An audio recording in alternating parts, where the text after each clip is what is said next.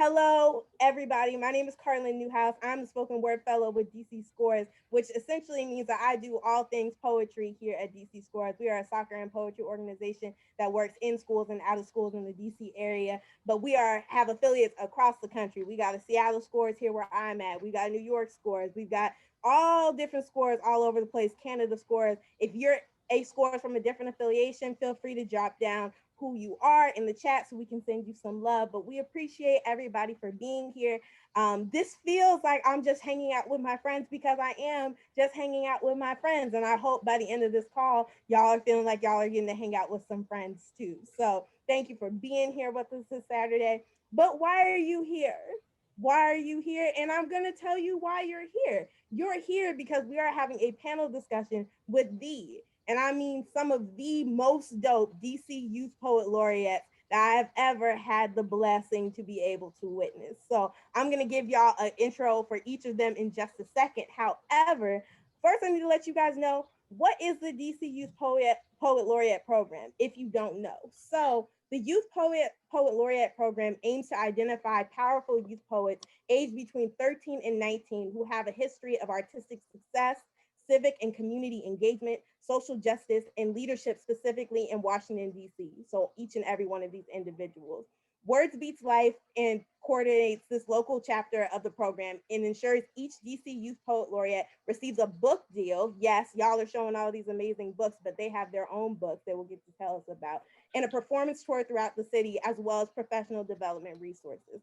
So what all of that essentially says is that there's this amazing program that invests into curating and supporting young professional poets to be young professional poets by feeding resources into them, giving them a book deal, and just allowing them the opportunity to be as dope and amazing as they actually are.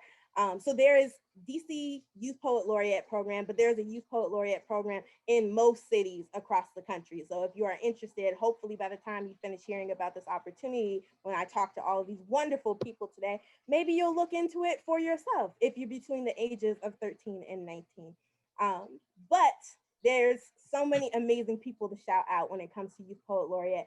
I am grateful though to be able to have these three specific individuals on the call. So let me tell you a little bit more about them. Starting out first, because she had to give us the dress and the twirl, so let's give her a shout out to start with. Marjan Naderi is an Afghan American writer and educator based in Washington, D.C. As a six-time Grand Slam champion, Naderi has been featured on Now This News, The Washington Post, NPR, the United Nations Girl Up campaign, NBC News, Amazon Prime, the Kennedy Center, DC United, Nike, the U.S. Institute of Peace, and more. Her writing has been recognized by the Adroit Journal, Brave New Voices, the Split This Rock Database, and the National Young Arts Foundation, where she was nominated for the 2020 U.S. Presidential Scholar in the Arts Award, aka her bio is stacked. As an educator, Naderi has facilitated writing workshops across the nation. She's taught Quranic studies at the Afghan Academy and founded the Washington International Academy Library. Her work is featured in curriculum including LMS Voice and Fairfax County Public Schools. Naderi, 18 now, attends the University of Virginia. Her chapbook, Bloodline, is available online at marjanxpoetry.com /bloodline.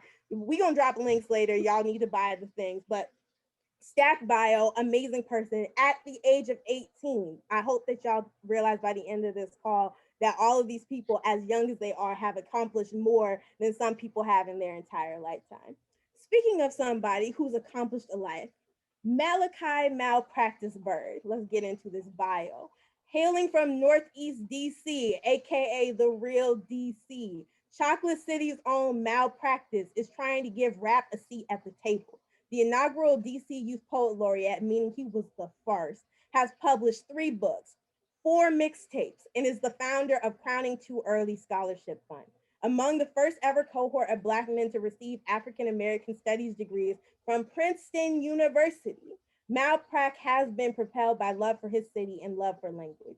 He has shared stages with artists such as The Last Poets, Chuck Brown, Vic Mensa, A Boogie with the Hoodie, and many more incredible artists. His favorite quote is, without art, the earth is just eh. And he goes by practice because he knows that he'll never be perfect enough. Y'all, such an amazing artist, an amazing poet, an amazing rapper, an amazing educator. Super blessed to be able to have you with us. And you know, why do two when all the best things come in threes? So speaking of three, Kenneth Carroll the third wants to be the best like no one ever was. Poetry is his best bet, and writing is his heart. He has traveled across the land performing far and wide. He believes his art can change the world with the power that's inside.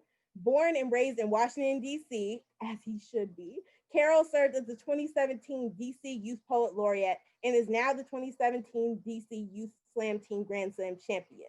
His short collection of poetry, Making It Home, was published in 2018 by Penmanship Book, an amazing press. He is a Sarah Lawrence Fellow and a recipient of Thomas Left Scholarship in 2019. Carroll hosts, performs, and teaches around the DMV, aka he does everything. And his love for pancakes is only rivaled by his love for home and the people living in it. His writing is an expression of that love. Y'all, if y'all don't know by these bios already, they are such incredible artists. Got awards up and down the street, around all the hallways. They are just too talented, and I'm very blessed and grateful to be able to have you guys with us today. So thank you so much.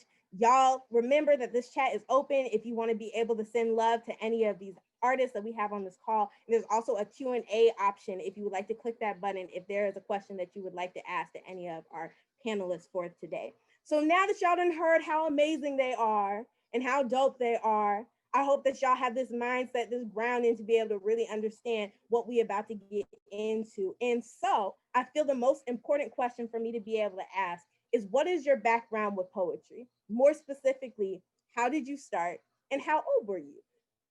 Y'all are all young, which is powerful and amazing, which means that you started your writing even earlier, like had to, unless y'all just started writing yesterday, which says something about how amazing y'all pens are. But what is your background with poetry? How did you start? How old were you? This is just gonna feel like a real cool popcorn chill vibe. So anybody who wants to get in there and start first, you're more than welcome to, and the floor is yours. I bet. I'm gonna kick it off. Boom. Yes. Hey, uh, first off, thanks for having me, Carlin. I'm so happy to be here. Shout out Carlin. Carlin, we didn't read Carlin's bio. I don't know why. I don't have it on me, but I've read it before, so I know what's up. So just know the bio stack. Um, but me, I feel like I started for real, I think in high school, because high school poetry is I think when like there are a lot of resources to start. Like I feel like before that I was writing like casually, and I would have that creative writing project every once in a while that was like, yo, this is exciting. And then I'd let that simmer out. But I think 10th grade year I got into my poetry club at Wilson, and like from then they kind of brought me into that world, and I got to I started understanding like, oh, like people are writing a lot. And then I started writing a lot. Also like my dad was a poet, and then because of that I just like my dad was a poet, you know what I'm Come saying? on, legacy. Yeah, you know what I'm saying. It's exciting. But I think that is me. That's it. I don't know how this popcorn thing gonna work. I'm not gonna hold you. Just whoever want to slide in next, like we on the dance floor, you are more than welcome to. Hey, Soul Train line. Good. I'm going for the elder status. I started around that same time, actually, around like 10th grade. I came into this is when I transferred to Chavez. I was originally at Cardozo in my 9th grade year, and then 10th grade, I got into the poetry club. I think that was the first year that Split This Rock had sent teaching artists to Chavez, and so between Brandy Hargett, Amin Drew Law made some stops in there. Michael Bowles, Claire Newbegin. That was like the first like kind of like formation of any type of not alone just competitive spoken word poetry experience. It was really just kind of the first time that I had formally just said that, okay, I'm doing poetry. Like I'm like, this is like a thing I'm intentionally doing. I think I've had like creative writing experience before that. And like, it wasn't just like getting thrown into the water type, but I would say like formally with the art form, it was around like 10th grade. So around like 9-10 years ago. Word. Thank you. Word. Shout out Carla. Just gotta throw that out one more time. I appreciate you both, Kenny and Malachi, saying hello. For me, I actually hated everything associated to reading and writing up until I was like in 8th grade. And I say that because I mean my parents are both refugees. Like they had no idea how to give me material that would be relatively cool to reading and writing. So I hated it. But I had this one teacher that just for some reason always told me to like write monologues for class instead of doing tests. And I was like, yeah, sure, why not? And then eventually this competition rolled around and she was like, I want you to sign up for this thing called spoken word. And I was like, I don't know what that is, gross. And then she showed me this video of Muhammad Tall's poem, amazing Baltimore poet, was also a poet laureate in Baltimore, called Target on My Body. And I was just like, how the heck did he just take 20 years of life and put it into 3 minutes? I want to do that. And so slowly I started writing. In that point in my life, I needed writing the most. It literally offered color when everything was gray. And my first poem ended up being a poem that I shared with people from the get-go. And there I received so much love and just human connection, saying like, it's valid and I appreciate you for sharing. And that kind of gave me the juice to just keep going. And to close it off, it was Goodwin. One day we were in a workshop, shout out to This Rock for hosting him. He was asking the same question, like, when did you guys start writing? And he said, I don't care about necessarily exactly why, I want to know how, because every artist has the artist gene, the gene of the artist. I want to know how you discovered it. I want to know when it was. And that's my story. It was my teachers that believed in me so much and said that I have a light that I didn't know I had at the moment. Y'all gonna get me emotional with all these background stories, and I like it. I'm here for it. I'm here for it. But where it started isn't where it ended. When y'all started, I don't know if y'all realized what an amazing trajectory y'all were gonna be going down. And one of the amazing trajectories that got you, to this room today, and we're grateful to have you, but also to the amazing platforms that y'all are at now, is the DC Youth Poet Laureate program. So what made you apply to the DC Youth Poet Laureate program?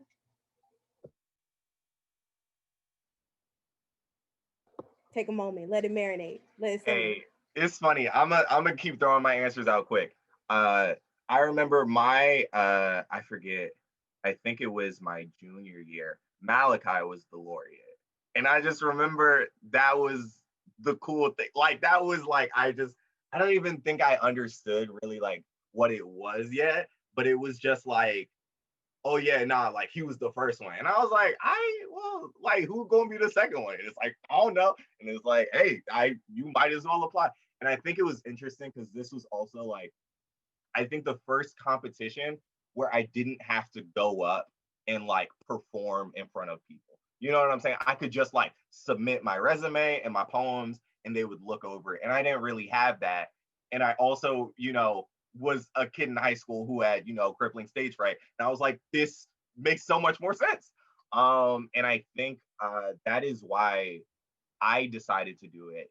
And I think once I started like applying and like I made it to the later stages of the competition, I started realizing like what this entailed more and like more so like what this could be.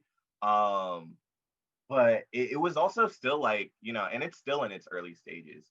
I think it was difficult to know like what this could be as a kid who like wasn't super invested in like what a laureate is, period. Like take away the youth part.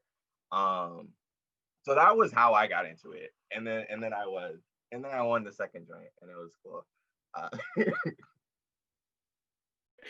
And then I won. And then that's y'all move. I love it. I think for me, this was 2016. So it was my first year off from Princeton. I took 2 years off in my time at Princeton. And my first time I was 19 and I was really like, I don't know. I was like, I'm home. I don't know what's going on. Like, all I know is I'm an artist and I'm home and I live with my mama and I like to do things. I like to create things.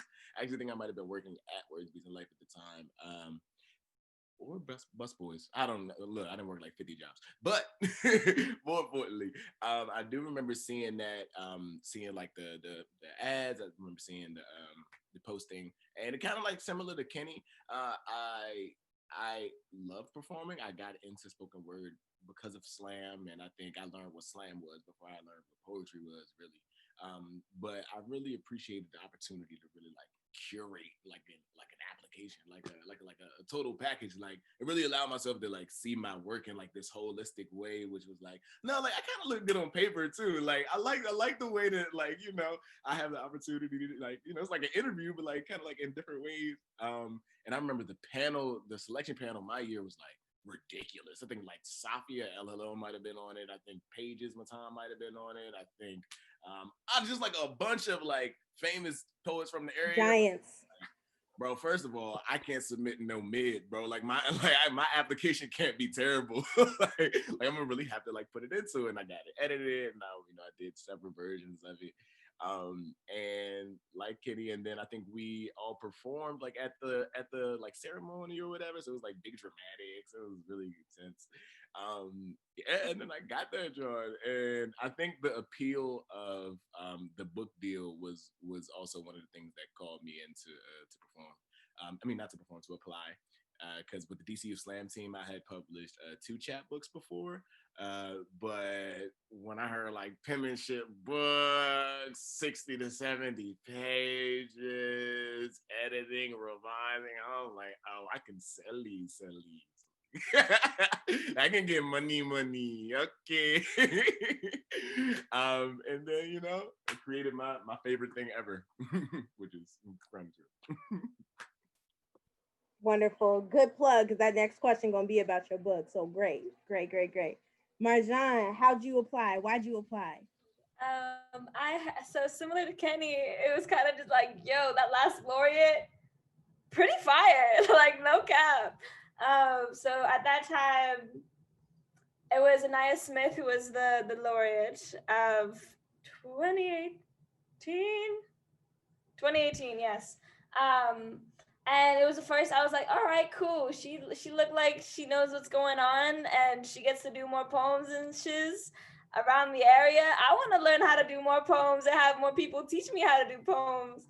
And then I applied, and the first year I did not I wasn't inaugurated the first year, but I do remember being at the Kennedy Center with all these incredible applicants who just spit fire. And I appreciate that performance because it was my first performance that I kind of like felt good about. It was the first performance I did, and I went back to my seat and I was like, not only was that fire, but you made a mistake and not even you caught it. And so that night was just so special to me in that regard. And then I also just had people coming out to support me and love me. And it was the first time I felt so incredibly valued. And so I ended up just getting a tattoo of the bouquet of flowers I got from someone that night. And the next year rolled around and I was like, all right, listen, next year's coming around. Might as well just submit, see where it goes. Man, I have a couple years left, try every year. And then this past year I got it and I was inaugurated and I was like, this is insane. But again, I had no idea what it actually held because I like applying to things without knowing what else is there. So it keeps my expectation low. It happens. And then like I got on the first call with everyone and they're like, congratulations, you get a book deal, you get a DC-wide tour, you have this, and I'm like, that's so insane. And then I ended up just stalking Malachi's and Kenny's page again, just to give me some comfort and grounding that someone else could do this. And I think that's the beautiful thing about this laureate thing. You have like a lineage of people that can not only support you and hold back on, but that you can continuously be inspired for. And you get to refer back to the history that's made you and made the setting for you. Every laureate before me has put out the bricks for someone to even know it exists. So word, that's my story, my connection with the laureate program. Yeah, I dropped them bricks. Yes. I put down. I did drop a brick. At least one brick was laid down. You know. Y'all are bricks building up that foundation, yo. And like to think about the fact that y'all are inspiring each other right now. That's a word to everybody on this call. Let your friends inspire you. The fact that you have friends that are inspiring like that really pushes you to be better, be stronger, push your pen farther. So that's amazing. And people are gonna look back on y'all 20 years from now and be like, yo, you remember the original Giants? Y'all remember the faux score hoe? Like that's gonna be such a vibe and so inspiring. And so that's amazing. In your process with Youth Poet Laureate, as Malachi and Marjan and Kenny, as all of y'all touched on really briefly, y'all didn't just have the opportunity to get this cute award and to be able to go around and do all these performances and to be famous. Y'all also got to write a book, like a whole book, and have it published by a publishing company. So I want to know more about that experience. What was it like publishing your book? I'd like to know anything you'd like to share about that, your editing process, your cover art. Come on, plug your book if you got it. Please plug it, and we'll make sure to plug it as well. People should purchase, people should support, all of the things. You know what? I think that we should just start with the first. Why don't we just start with the first? Mr. MalPractice, tell us about your process of creating your book. Tell us the name of the book and what was your process like? Say less. Okay. So my book is called Crowning Too Early. It was a joint mixtape and book. I think that specifically growing up in DC, and even in the way I kind of like fell into spoken word in the first place was kind of like I kind of like had like a rap and a composition book, and I read it dramatically at a slam, and everybody was like, "Oh my god!" I was like, "That was a poem." Oh, bet, say less. And so like in that way, like I had always kind of had a lot of I was always I'm really committed to like the dynamics of like rap and poetry and the fusion, and especially when I went to Princeton, and like my creative writing experience always felt like it was something that was more respected in the poetic form, versus in DC. I feel like there was though I did have a lot of appreciation in DC for poetry. I felt like I was able to communicate more effectively with rap sometimes. I think that duality was just really important for me as a person, because I think that there were two separate ways and two different worlds I was trying to communicate. And with being like the first laureate, I was like, I think all art should be accessible. I think that I would want to listen to it, but like if I was 11, I don't know if I would have read a poetry book. Like, I'm gonna be honest, like, and I want my little brother, I want my cousins, I want my middle school friends to listen to my stuff, you know what I mean? Or like to process what I'm trying to put into the world, right? So I wanted it to be this all-encompassing experience of my relationality with not only DC, but my art and myself as well. So Crowning Too Early was this concept that I came up with that was essentially talked about, plays on the word crowning, when like a baby is crowning, and is an allusion to how Black children have the onus of being more of essentially like receiving crowns really early, of taking on like this world, this the excess responsibilities at an age that we don't expect a lot of other people around the world to. And for me, that was really important, because I feel like at the same time that we don't really afford Black youth childhood, the same way that we criticize them for being imperfect adults, which is in the same in the same realm is this a hard world to live in. And so that was what my experience was. And especially when I went to Princeton, because I applied for the laureateship in my year off, and then I was writing and publishing while I went back to school. So there was this really, kind of crazy, like, dang, like, should I like go home and like meditate, and like do people like go on like residencies or like trips, like like, oh, I'm gonna go to Alaska and write a book for 3 months, like, should I? I really felt like I like got away to like reflect on my life. So I like was able to do that. And actually at Princeton is where I decided to do the mixtape. I didn't decide it at the beginning. I decided it when I got back to Princeton because I was like, this isn't necessarily like the only valid way that I want to express this. And I think that both of these art forms are important. So that's the short story. I think the publishing aspect was one of the hardest things that I ever did, not in terms of the logistics of publishing, but like the intense editing and revision.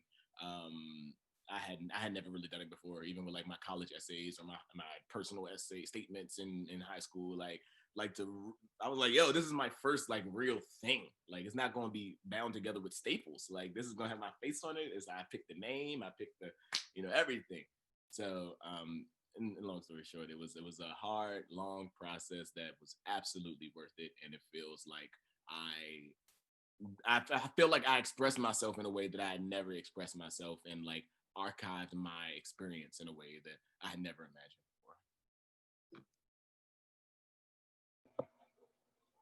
before. I know that was a lot. Let it marinate if you need to, but yes. Hey, let it marinate. Also, y'all should go to Alaska. If you're gonna write a book, you might as well try and go somewhere. That seems like, or go get yourself a residency, go get yourself a fellowship. Because this, I think, whatever. Let me go next. Because my book came next. Again, I think that was another thing that once I got the Laureate joint, where it was like, I think. And I feel like the timing, and you can correct me, Malachi, but I feel like the timing was really nice where it's like, I think you wrapped up and your book did start coming out. Like it was like, like you were wrapping up your time and your book was there. Which makes sense. And I remember I got the joint and I was like, like great, this is awesome. And I remember it was just like December, and Lauren Bullock was still at Words, Beats, and Life. So shout out Lauren Bullock. Everything to Lauren Bullock. Give Lauren Bullock your money. Lauren Bullock is great. And she was like, "Hey, so you're gonna get to do a book?" And I was like, "Book? What that is? What that look like?" And I'm not gonna hold you with the long story. It took me 2 years to put out making it home. And you know what I'm saying. It was a generous 2 years, and I remember the process for me was first. I think honestly, I think I was afraid to have an idea when it came to making a book. Like I was really nervous about deciding on anything with the book. I was like, because I don't want it to be whack. I don't want it to be too whatever. I don't want it to sound like too much this. And Lauren was like, bro, shut up. And the first step was just like getting all my poems, which I think I agree with Malachi. Like, I think the process of cataloging your poems is so cathartic and so like just making inventory of everything you've written. I mean, I know some of y'all watching is probably like, hey, yo, you've written poems. You have poems, but when's the last time you like looked back through the poems and was like, these are the poems I have? Like you wrote that list down. I mean, you maybe even printed those poems out and like laid them on the floor. Like that's one of the things we did, to just look at your work and to be like, I do have work. And to also be like, oh no, like people are gonna look at this work. Oh no, and that's when the editing comes in. And I feel like I feel like I stole the best team when it came to like editing this and getting it ready. So I had Lauren and Kosi helping me. Lauren Bullock and Kosi Dunn, another amazing writer from DC. Shout out to Kosi. Yeah, I now play D&D with him. What a guy. And editing wise, once I like finished finally putting everything together, I had Safia editing my book, which is like, I mean, I don't even gotta talk no more. I've said everything. I'll keep talking, don't worry. So I had all of that, and that was really cool. And I don't think I even decided on the name until we got into maybe, I think I put the name Making It Home there to put it there. And then once I put it there, I started writing and creating, knowing that that was the name and knowing that that was the thing. So when I started finishing the book, our house. We live in DC. DC. Come on. And it was our house was about to get foreclosed. And living in DC, you're also like always looking around, seeing different foreclosures, seeing different people that you knew who stayed there forever, and now they're gone. And I think a lot of who I am is nostalgia anyway.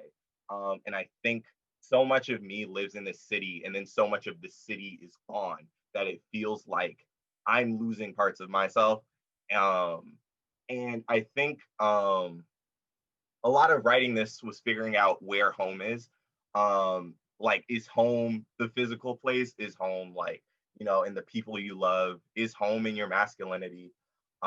There are so many homes that we make, and eventually we have to decide to leave. And I think this was my long way of saying I don't want to go. So yeah, like this, I do love this book. I sometimes hate this book, but I love this book. And it's called, let me show you the cover.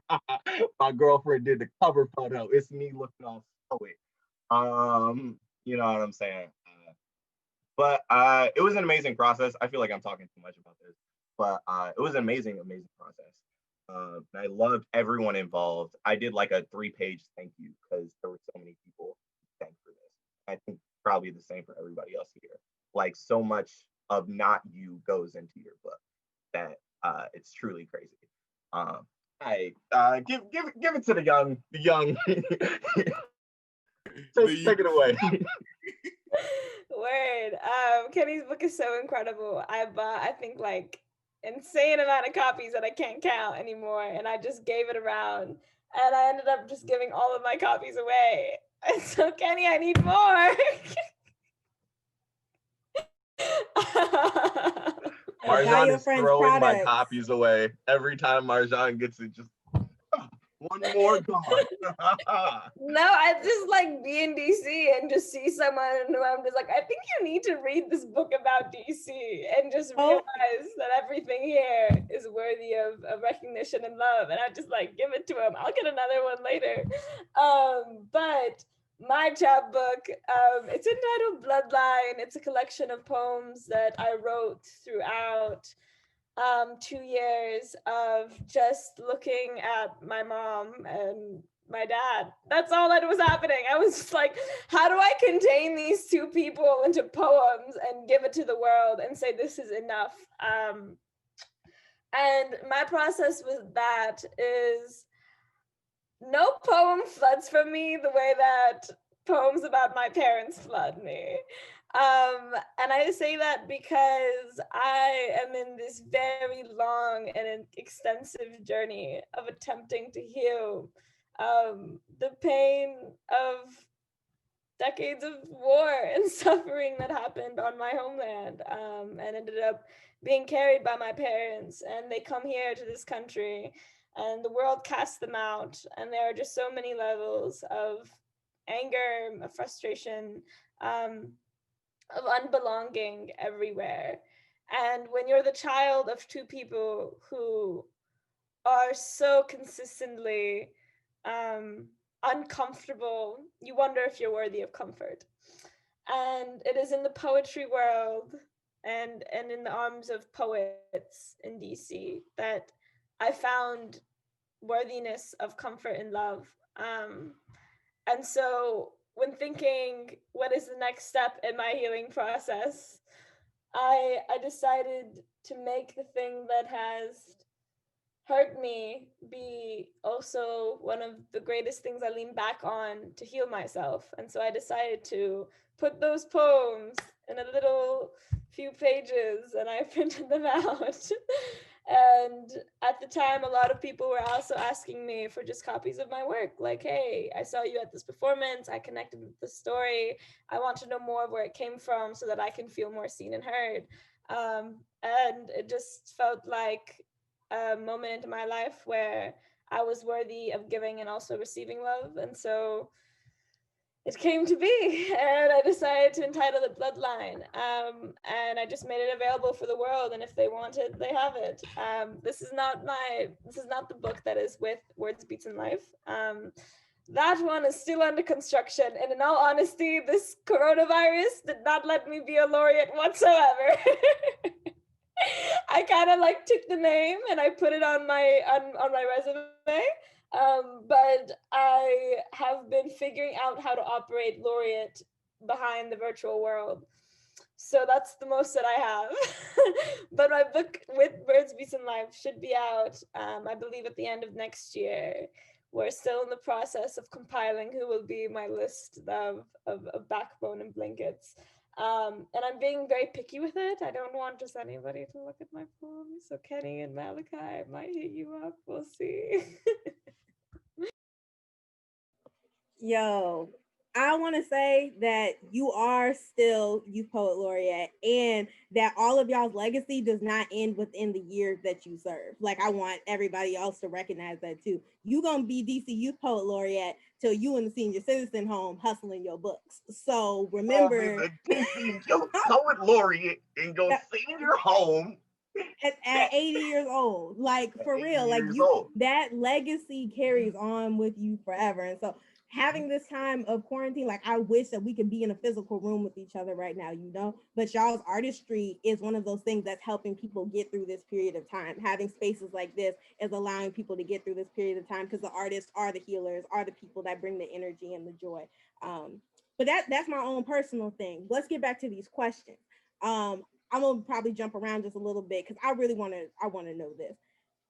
How do you decide what aspects of your artistry and or your life do you decide to share with others or to keep for yourself? So how do you decide what to share with others versus what to keep for yourself? You talked about these amazing books that you put out into the world that are so powerful and amazing, and you had to make decisions about what aspects of yourself, what aspects of your artistry do you share with others, but you're also a person before you're a poet. How do you make those decisions? Do you think about that? How do you do that? It's a deep question. I know you may need to marinate on it, but I wanted to know this personally. So I was like, let y'all school me so I can learn in my own personal life, and hopefully everybody else can learn too. I mean, I think I can take it first. I think that's a great question, because I think one question, like we all started writing in high school, and I think, that's me assuming. I don't know if about the people listening, the people on the screen who I know we started writing in high school. And I know that that's not always, usually not the first question they ask you. Like a lot of times when you're that age, and when I was that age, I did like feel like, like you finally get this like tool that you can use, and you can use it and people will listen to you. And it feels like just push everything out. And there's never that question, like, what is for you? And like, what is like you protecting yourself? And I think, I don't know. I think for me, I think like Youth Poet Laureate wise and performing wise, I always knew the poems that like I would perform with, and I knew kind of like what poems would be in the book, but I think that had a little bit more leniency. But I think it takes a lot of time it took a lot of time for me to feel comfortable writing a poem, feeling like I put everything I have into that poem, and then being like, I'm not going to share this poem. But like ultimately that helped me, because then it helped me like, we can write about anything. And I don't know, I think sometimes as a young writer, we're made to think all our writing is for everybody. And like sometimes it's just for us. Or like that's how I'd be feeling for me. But I think as long as you're comfortable, and as long as you feel like you're taking care of yourself in ways that like go beyond poetry, like, go get a therapist. You need a therapist. I got a therapist. It's great. Go do that. So as long as you're taking care of yourself, and you know what's comfortable for you, I think you're set. Yeah. And you got some poems just for the homies. You know what I'm saying? I got a few poems that are just for the homies, and those are homies poems. Shout out your homie poems. Absolutely. I appreciate that question though, Kenny, of when you're, well, that statement, when you're a young writer, you don't have um like a red flag list to reference going on with your life. Like I need to do that actually, now that I'm thinking of it, just like have a list of red flags for the next laureate that comes up and just like make it available for them. Like when this happens, know that this is not the immediate answer. You're allowed to do this. It's okay to take care of yourself. These are different ways to do so. These are the spaces you will encounter. And that's weird because, as I mentioned before, like my first poem was something I shared. And poetry for me was like the one place that I could just be so raw. Yo, like I could write this poem at like 3 a.m. and I'm just out of it, like cut out of it. I'm like, yo, my heart is hurting. And then just like get on a stage and like meditate into that space again and let it go. But this time there are people there to hold it with me and to offer me love afterwards and to hug me after and to still tell me that I'm valid and worthy.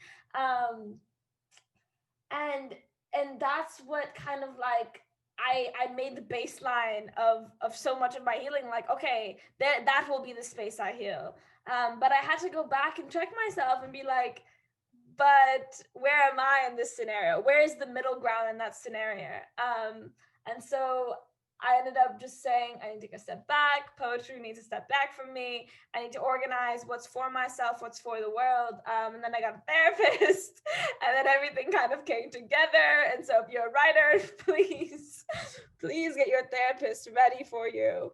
They're there to support you. But most importantly, I would say to the young writer, be intentional with every line that leaves your mouth and is spilling for the world to end up picking up. Like, it is so important to make sure that how you exist and you present yourself in the world around you is something worthy, and you declare that worthiness before it leaves you. And if I learned that when I started writing, I definitely would have had a lot more of a smoother and much more brighter conversation with poetry. But I'm building that up now. Yeah, I feel like it's really cute to be like, oh my God. And, you know, I said every word on purpose, always, ever. But it takes a while to get there. I remember having like the biggest rush ever. Like I already told, like the first poem I did, I didn't even know I was doing a poem. I just got on the stage, and then, and then you know, it got to the point where, you know, when like the slam scene just like happened so quick. It was like, oh, you won the prelim, now it's semis, and I'm like, oh, how am I in semis? I didn't even know I wrote poetry.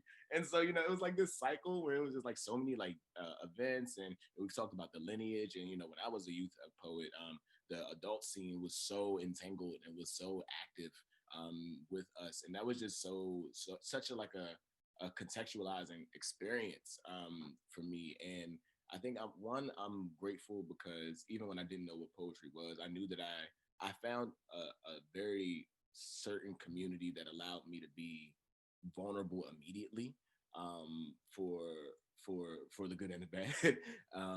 And two, I think I didn't really appreciate until I got older how grateful I am to my mom and to my family for allowing me, or not to allow me, but for not imposing themselves on me when I was an artist, you know, telling a lot of my story.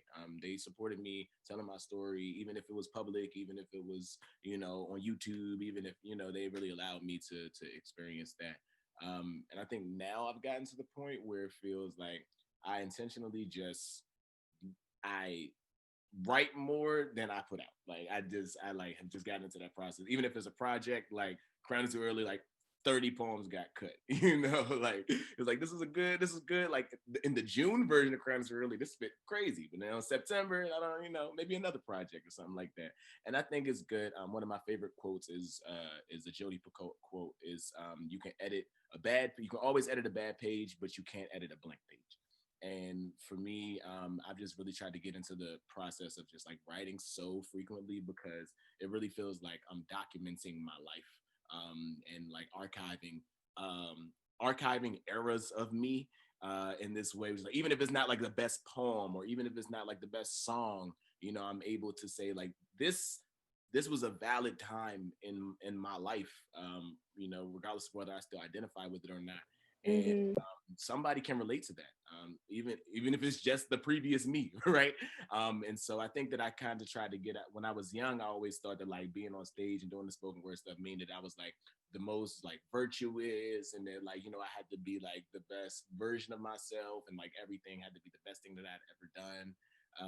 But now I'm getting to the point where I think I am just grateful for everything that I produce, and I would just encourage people to keep producing, even like Kenny said, like if it's just for the homies, or even if it's just for you, or even if it's not for a stage. I think the relationship between the artist and the art is more important than whoever sees it after. Oh, y'all dropping words today. Y'all every day, because that's what poets be doing, the relationship between the artist and the art. Yes. Speaking of relationship, I want to know about your relationship. All of your faces. Now I wish I had a different question. My girlfriend is now, great.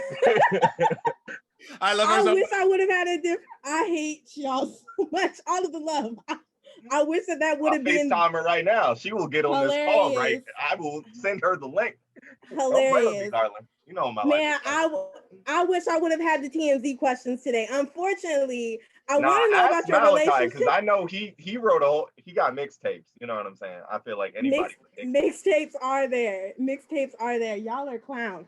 The TMZ questions will come at the 3:00 portion of the interview. However, right now, I want to know about y'all's relationship to the world in context with the identities that y'all have. So the question actually is what role do you play in the world as an artist with your intersecting identities? So I'm talking race, I'm talking gender, I'm talking sexual orientation, I'm talking immigration status, any of the things that make you who you are. What role do you play as an artist with your intersecting identities? So what is your relationship with the world in that terms? Y'all come back for the other interview for you know, the gossip questions, because I do want to know those as well. Word. Actually, this morning I was on one of my slow walks, and I was thinking about the relationship and the presence of an identity or a label with not only work, but with ourselves and with the world, and the different kinds of relationships that end up being bred from even the word identity. I'm realizing that there are some parts of myself, as much as I attempt to mold away or pick at, just are so stubborn and they don't want to leave me. There are also some parts of myself that will not leave me, and have made the foundation and basis of who I am. I think it's very important to recognize there are some parts of those pieces of who we are. For example, I'm a person who has bipolar disorder. And so I say that because I'm always existing in some duality of something, either extreme anger and like grayness, or just bubbles and colors and fun bubbles and awesome stuff. And I want so badly to always latch on to what's brought me joy and never address the other part of it. But with writing, I've allowed it to capture and allow space for the ugly to live. And that's where it ends up having a home. It's no longer a scattered part outside of who I am. And with this process, I hope to write so much of my ugly that it just ends up leaving my system and I become completely free of it. And I am just this happy bubble of joy always planting around. But I know that is not realistic, at least for the time being. And so I do what I can. And I let the identities of who I am be carried in so many degrees, but most importantly on the page before I try to throw my burdens on another person. I want to jump in really quick because I really like that answer, and I really identify with it. Speaking of identity, and I think it's definitely something to be said for things that are for the ways that art can navigate in people that have things that are classified as disorders, right? Like I've always struggled with, I got diagnosed with ADHD maybe like 4 or 5 years ago. And it was a thing that like I didn't really understand. Like it was like one of those things like a doctor says, and it's like, okay, well, what does that mean? And you know, I'd always like really kind of beat up myself because it was hard for me to finish projects or like finish tasks, and like, you know, my mind is in so many places like all the time, you know, and it's like, dang, like I'm just not doing this right. Like I'm not doing this thing correctly. Like I'm not. And I think one of the things that art has really helped me do has helped me stop viewing the world as this thing that like, or like it really changed my perception of a lot of my things that I viewed as deficiencies, or like things that like made me like, you know, embracing the things that make me different, and like, you know, saying, okay, like, well, this deserves a world too, you know, this deserves this story deserves to be told, you know. And I think that that's important for me, and especially kind of like returning back with what Kenny said in his very first answer when he was talking about his book, is that growing up in DC, you know, I moved around a lot, not only in the city, like I lived in Maryland and Virginia for a little bit, which was terrible, but also in DC, I moved around a lot, and seeing, like, watching one of the most violent gentrifications in the United States, like statistically, it's like per capita, some of the most people have been displaced in DC. Watching that, Talk about it. and growing up on the folklore of people in the city, and like growing up on my parents and my grandparents' DC, but not being able to see it, right? I also lived in this like place of nostalgia that Kenny talked about. And so for me, I think a lot of my art has always just kind of been about building a home for myself, and building home as a concept in art, and just hoping that, you know what I mean, like for people that feel like they don't fit in this thing, or in this space, or that don't feel comfortable where they are, or where they are with themselves, that one, your story is valid and is necessary, and somebody can relate to it, and somebody will read it and feel home. Word. With that, I'd like to throw in a little a line that I wrote in a poem called Home, that reads, "When there is nowhere else to go, this poem paper maches into a roof I rest under." Um,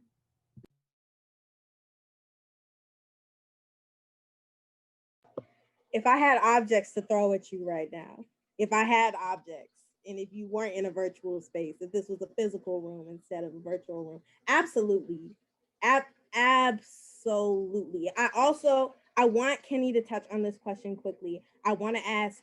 I know everybody is in this world, in which means we're in quarantine. Most people in their houses. People still got schedules and things. If you need to leave, I know that this is scheduled from 12 to 1. I completely understand, and we appreciate y'all being here. I'm sorry for running slightly over time.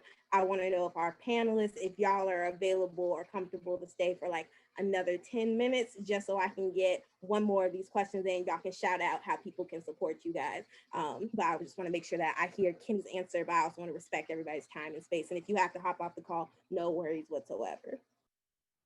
Yeah, this is the time to do it. Y'all heard their answers. They're just, oh my God. Feel like I'm just like, use poets, I swear. When it comes to identity, I do definitely ditto everything Malachi just said about, I think with every identity, finding a way to make it home. To make it home, come plug on yourself. Now, you better plug yourself. Come on now. I better plug something, because that's what. But anyway, I feel like I felt like for a long time, and I still kind of feel like sometimes my thesis for writing is always like, who am I? You know what I'm saying? Like that's like what I'm putting on the page over and over again, and like who am I to do this, and also who am I living here? And I mean, I feel like identity wise, like even when I was writing in high school, and I think maybe especially in high school, like one of the first things you learn is like you can take your identity and you can almost like, I don't want to say weaponize it, but you can put it in these poems and like, you know, shoot it at people. You can be like, hey, yo, I'm Black. You know what I'm saying? And now this thing that was like, you know, like you getting followed around, or like your family being, you know, at risk for more stuff, is what you throw back at these people, you know? And that for a while, that's what I felt like poetry was to me. I was just like, hey, that. You know what I'm saying? Let me stop. But what I think what I found with that is, and I think this kind of goes back to like Marjan you know, like talking about talking ugly, or like we are also like our ugliest parts, is like figuring out that I'm also like a man. And very much that is an identity I have too, in those ugly parts as well as those good parts. And finding a way to talk about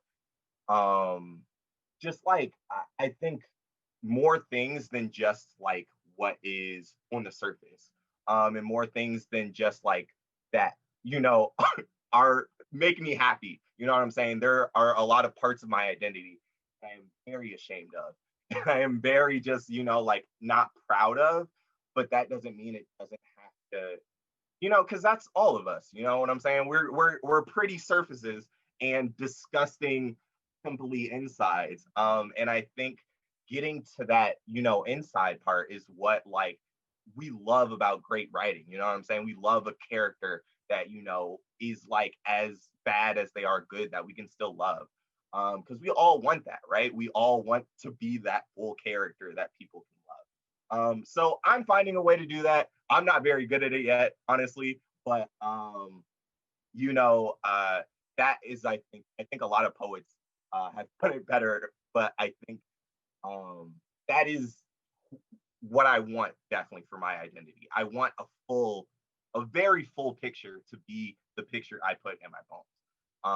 Because you know, we love a full picture. That is Yes. Oh. Yes. That. And if I could quote one of my poems, nah, let me stop. Quote your poems, quote your book. Y'all about to have a second to shout out all like of the to things. hear any of poems, I mean, oh, best believe I'm gonna give y'all a second. Plug all of the things. Plug all of the things. 40-minute reading and off the talk right now. If you would like me to read my entire discography, I mean, I'll send you the invoice and we get it popping. That part. Pay poets, pay Black poets, pay women poets, pay poets of color, all of those things. I want to ask this last question. Then I want to give an opportunity for our creative director of arts and education to hop on, give a shout out and say hello to folks, give y'all an opportunity to shout out and tell people how they should support you, what things they should buy from you, where they should stalk you. I mean, follow you and love you and give you all of the necessary support.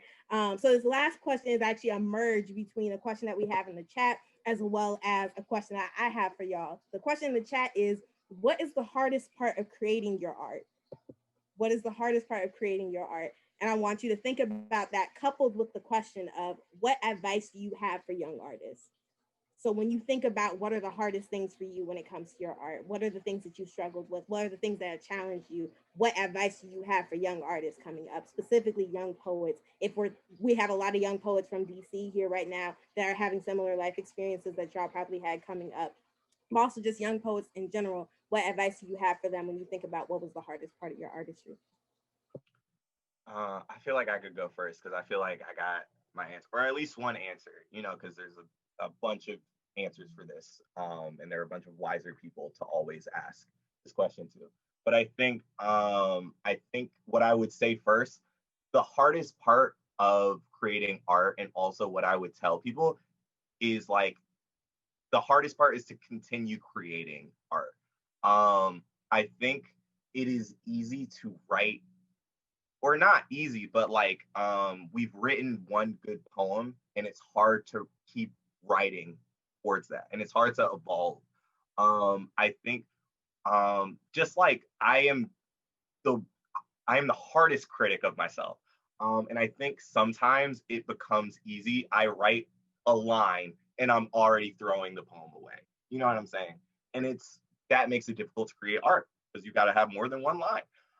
So I think what I would also tell young poets, and tell just any poets, any artists who are creating, like, be comfortable in that ugliness, in that like write a bad poem and be like, this is, you know what I'm saying? Just write that bad poem. Don't even say nothing about it. Just write it and then keep moving. Because I think one of the things that stunts us so much is we don't get that poem out. And I don't get that poem out all the time. And I think that makes it super duper difficult to get out anything better. And a lot of times, like, again, being our worst critics, we write these poems and we create this art and we think it's terrible. And then we come back to, or somebody else comes back to it and affirms us, and it's like, bro, you're amazing. You amazing. So that's my note for all the people who are writing now and the young writers writing now is y'all just write that poem. Just write it. You thought about it and you was like, I don't have the capacity to do it right now. Just write it. You do. You have that. You got the sauce. I told you. I've told you now. Go forth with your sauce and be saucy. That's my last word. I think I have a very similar answer. So I'll just go. I think that, not only just write that bad poem, but like write that stupid poem, write that goofy poem, you know what I mean? Write that love poem, literally just do anything that is not your comfort zone. I think that for me, I came into poetry with this is how I feel about the world. I'm overwhelmed. I'm going to tell you about all the things at a very high volume, and I'm going to scream at you until you feel me. And then, one of my favorite poems that I have to this day is about being ashy, and so it's like, yes, like for me, that just like kind of like unlocked this level of the art form where I was like, wow, I can engage with this in so many ways. And not only can I perform and write different poems, but this art can serve me in different ways. Like some days it can be the thing that helps me learn about myself. Some days it can be the thing that gets me affirmation on the stage. Some days I can just make fun about myself and people will relate to that because sometimes that's what we need to do. So I think that's kind of the thing that I struggle with most, is like breaking the idea of what a poem is supposed to be and what it's supposed to be for us. And writing that thing that doesn't feel comfortable or that feels silly. And I saw the question that was like, do you want to do this for the rest of your life? And I think that's in that same vein of it looks different at different stages. It really in college, I felt like I was frustrated being a Black urban person at a PWI. So rap was the thing that really helped me feel like I was saying something, and my poetry was not irrelevant in that. And now, I'm like working on like curricula and I'm working in schools, and that is relevant, like the way that like language helps people like feel themselves and relate to people, like that is ever present. It's omnipresent. It's infinite. So I would say that it's going to look different for the rest of my life, but it is a process that has been absolutely necessary and that I'm grateful for. Yeah, also shout out to, it doesn't have to look one way. If y'all, we all had a lane, but for y'all, find your lane. You know what I'm saying? There's a lane for you. So shout out that too. I'm like soaking in the fact that Kenny said, be comfortable in that ugliness, because as Malachi also decided to brush on, I feel like y'all just gave my whole life situation right now. I'm at a predominantly white institution. My poems don't feel like they're poems. Everything I do, I'm just like, these white people don't care about, my people don't care for me, da da da da. I'm in a headspace, I can't write, nothing I say is important. But in this ugliness, I have also realized that I need to write way more poems. Like more poems just want to come out of me. And so I'm so appreciative of that reminder that I'm allowed to be comfortable when it is ugly. In terms of advice and pushing that forward, the biggest advice I have given to myself is that I deserve to be my best listener. And I also deserve to not take everything written personally. That my work, though it comes from a personal place, does not have to live in a personal plane for the rest of my life. I'm allowed to detach from moments. I'm allowed to detach from who I once was and allow the wind and history to carry it as I maneuver through as a vessel and take new things on. And I also think that wraps into a conversation about identity, that identity gets to be fluid because life is fluid, that who we are 10 years ago, who we are as a child may have built us and given us this quality, but we have the responsibility to take that thing and mold it to whatever capacity we'd like it to serve us on for the rest of our lives. It just is. And so those are the two pieces of advice I would give to someone. Kenny's quote of being comfortable in someone's ugliness, and then also to detach and depersonalize what your past is from your present and your future. Y'all, all of the metaphors, all of the words, I want to bring y'all back soon because there's all of the things and there's more questions and more things to say, but I'm so grateful. I want to bring our creative director of arts and education to come in and say a few words to us real quick. Miss Charity Blackwell. Hello, Miss Blackwell. Yes. Hi. Can y'all hear me? I'm not going to be long. I'm good. Sound good? I'm here. You sound great. Hello. Awesome. Hi. First of all, can we just give some snaps, some claps, everybody out there, show some fingers for Carlin Newhouse holding down this interview and doing the dang thing. Shout out to Carlin. Absolutely wonderful job.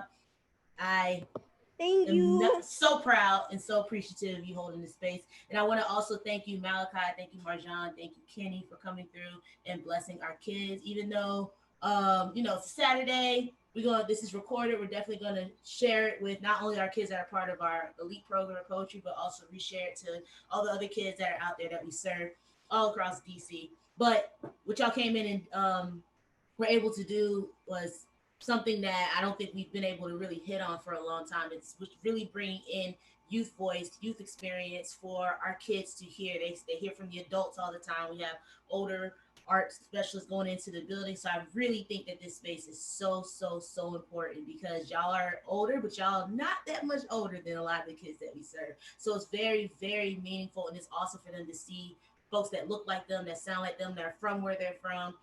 To tell them what they've gone through and also let them know, it's supposed to be hard. If it was easy, everybody be doing it, right? So I appreciate y'all and I'm gonna get up out of here. Thanks again, Carlin. Adios. Peace, y'all.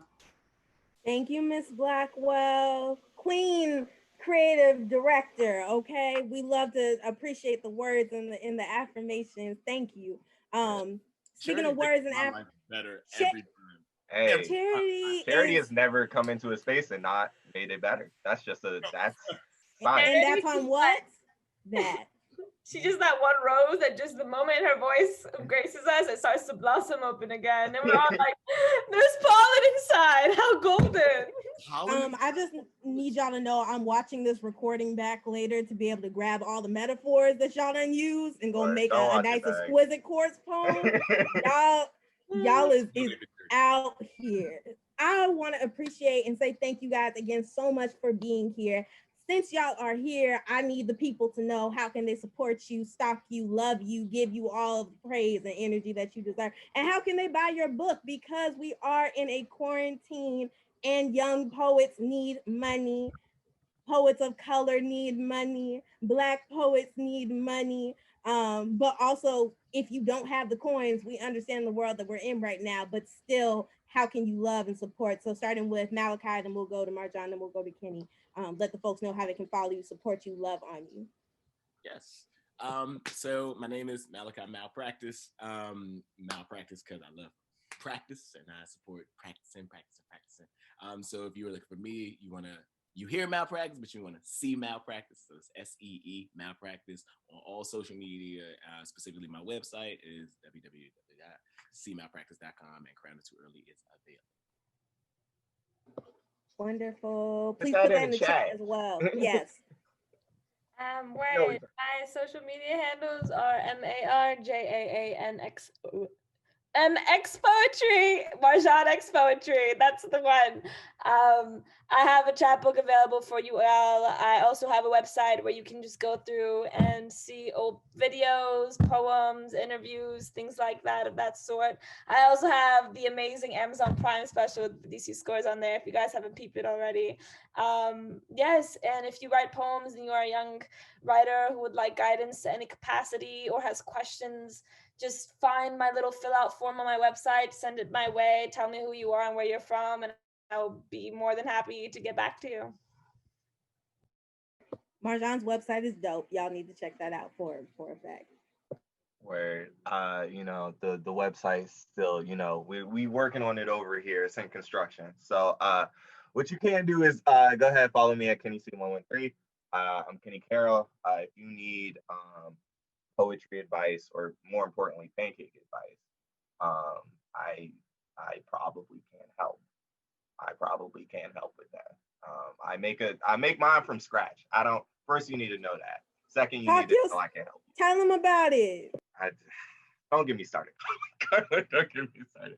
But that's where you can follow me on all social media. Yeah. Pancakes, I believe. I feel like Kenny's good with money as well, but pancakes, yes, absolutely. Thinking Black bankers matter as well. Give me our money, yeah. I mean, sure. Yes.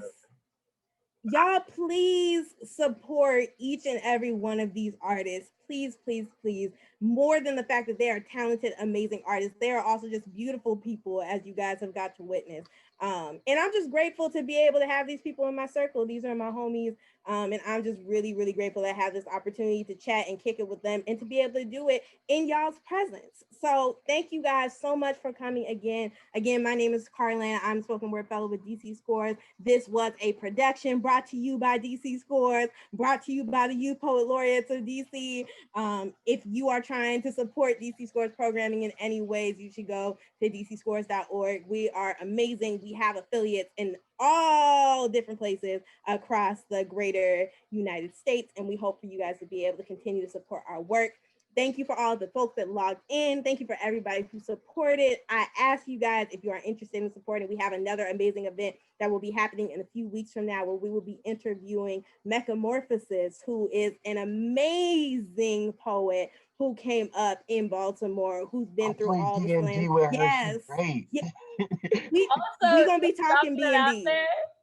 Mecca and I, we're doing a little poets kind of rundown read show. If y'all want to know more, peep the socials. We got new poems for you guys. So definitely come through.